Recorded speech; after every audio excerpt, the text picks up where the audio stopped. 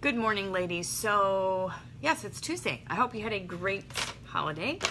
So, I posted earlier a little thing that says, find your calling. When you work for something bigger than yourself, you will work much harder and smarter. And sometimes your calling is bigger than just your job that you go to on a 9 to 5, that you are told what to do and when to work and when to be there and how to act. And if you love that part of your job, then cool, that's your calling. But I feel like you can be, any one of us can be and do so much more, but we just don't know what that is. And, you know, I was faced with this a while back, and I'm going to give you a real quick story. Got to watch the time because I don't want to be like going for hours.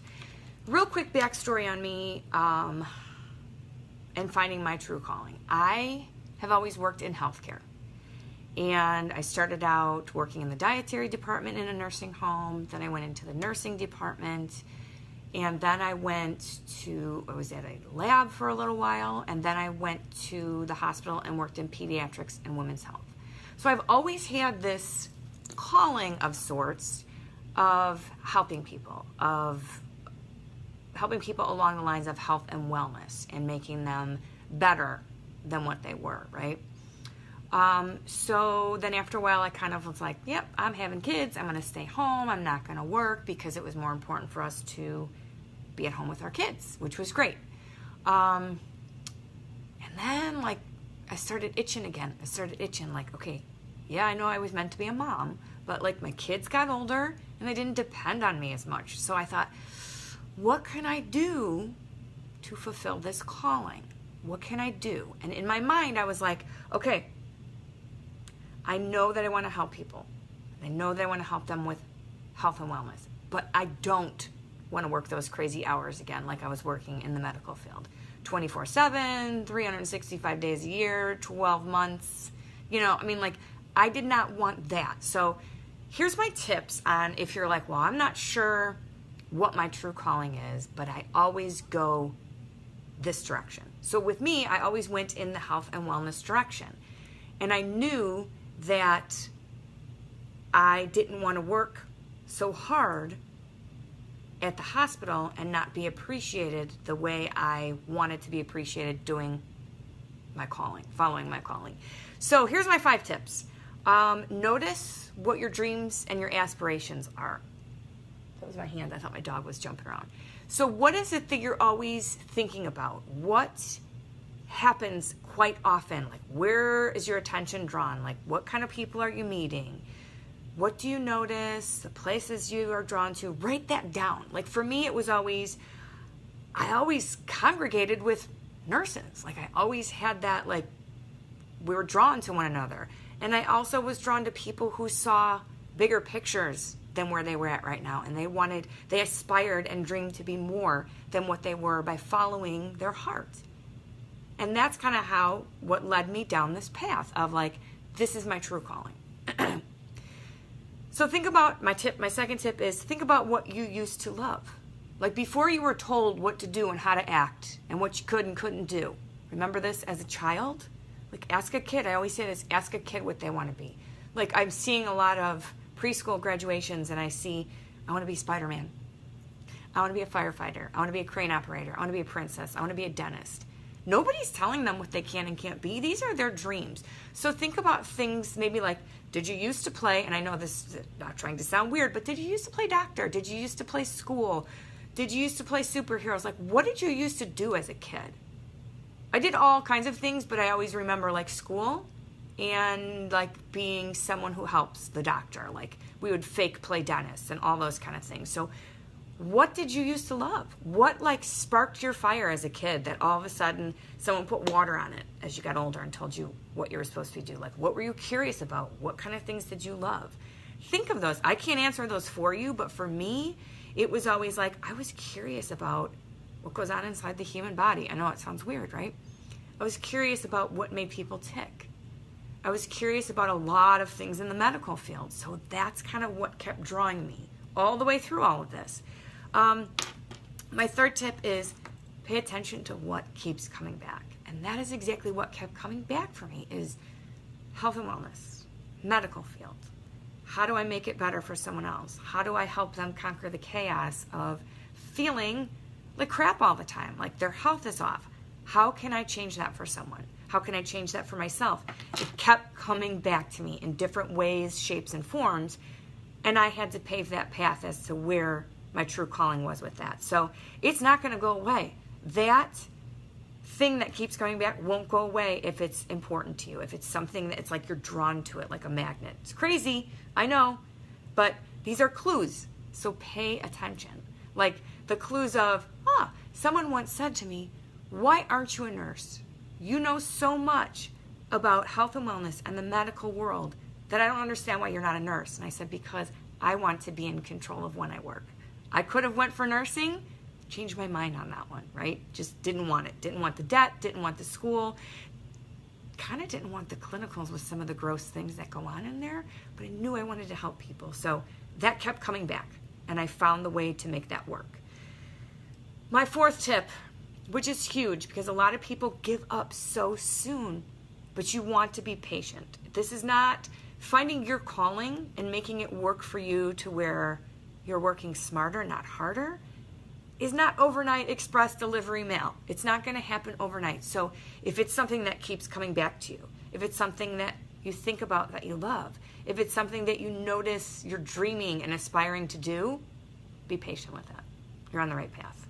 You know, even if it's not like, ooh, maybe it was nursing. Oh, no, maybe it's this. Maybe it's teaching. No, maybe it's nonprofit. It's going to have some familiar, whatever. It'll be familiar. I don't know what word I wanted to use. I can't. So my fifth tip is when you know, you know. And I know that sounds crazy because it's like everything happens for a reason and we don't always know the reason why. This is kind of like when you fell in love and you met like that person you knew you were going to be with for the rest of your life. When you know, you know. And you're there for sickness and health, for good times and in bad.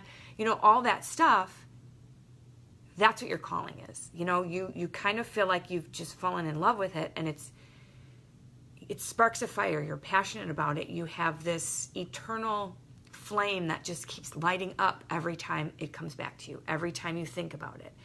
You're just alive with excitement, with whatever it is that has led you in that direction. And you can't stop thinking about it. Like if you can't go a day without thinking about it, this is the direction you should go. And if you're not sure where to go with it, find someone who's taken that path and have them help you. Have them guide you. Have them give you advice. Have them, tell you, like encourage you. Find someone to be accountable to with stuff like that, because that's huge. Because I know I'm going to put this one in there, and this is like my sixth tip on the sly. Like if you're kind of trying to find out what your calling is, and you're hanging out with some real negative Nellies, you're not going to find it. They're going to be the ones that are going to tell you what you can't do, what won't ever work, why it won't ever work, that can never be done. Look, I'm here to tell you that if these 5 tips that I'm giving you kind of ring a bell, you can do whatever it is that you are wanting to do, whether it's been done before or not. Your life is like the most valuable asset that you have, and you have to use it to your full potential. And sometimes that potential is way bigger than what you see right now. So finding people in your life that help you see beyond that is huge, way huge. It's never too late to choose that path or change that path. And here's my last little thing here. If it doesn't scare you or piss you off a little bit, that maybe you're not reaching it just yet, remember, be patient, but it's not big enough. Like they say, if your goals and dreams don't scare you, they're not big enough. If they don't make you feel like, oh, I have to step outside my comfort zone, they're not big enough. So when you follow these 5 tips, you're going to realize that, you know what, I can do this, and I can put one foot in front of the other, and I can make something out of this, out of my calling. You know, if you're not sure what it is, ask someone. Ask someone like, hey, what do you think I'd be good at? Because you may not see it, but they may see it. Like, oh, you're a really good listener. Have you ever thought of being, a social worker in a school because you're good with listening to children and helping them talk through things? That's huge. I had someone once tell me, you will be a nurse. You will be someone who takes care of people because I see that in you. I didn't see it. I knew I didn't want to be a nurse. I didn't want to pay for schooling. I didn't want to have debt. I didn't want to work in the hospital setting again. So when that came back, right, when it kept coming back to me, I took that as a sign, and I aligned myself in a position where I was like, you know what, maybe it's not working in the medical field, right, per se, where I have gone 2 years of schooling, but it's in that line. It's in that line to where I knew this was something that sparked my fire. It always sparked my interest. I always want to know more about it. And I'm looking and learning and working on helping other people feel that way, to find that, to see that. And it's huge when you realize, like, you know what? I can do this even if it's never been done before. So my reminder to you is, ask yourself, what was I meant to do? What was I meant to be? Maybe I don't know that, but what keeps coming back? What's familiar to me? What sparks my fuel? What sparks my fire? What do I love to do? And you can turn that into your calling, into your passion, into your true purpose, because it doesn't have to be a job. It doesn't have to be some crazy thing that requires a entrepreneurship degree, which I just saw that, or a business management degree, because all of these things are not something you can learn in a classroom. Your passion sometimes is not something, and your true calling cannot be learned in a classroom. It can be learned by being around the people who've done it before you, and that's huge. So don't hold yourself back because you're like, I don't have the time or the money to do it. Find someone who's done it. Find someone that's familiar with it. Find someone who is in that line of what it is that keeps coming back to you. Like, maybe you're having the same conversation over and over with someone, and it just, the light bulb hasn't gone on for you yet, thinking like, oh, I can do this too. This is something that I'm passionate about. So remember that. It's not always going to come knocked out.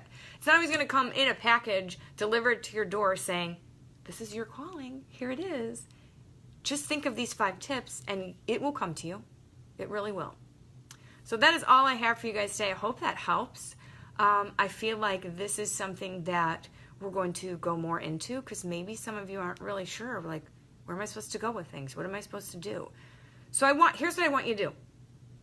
I want you to comment below what you used to love as a child. Like, what it is that, because I put this out there before on my regular page, like, what did you want to be as a child?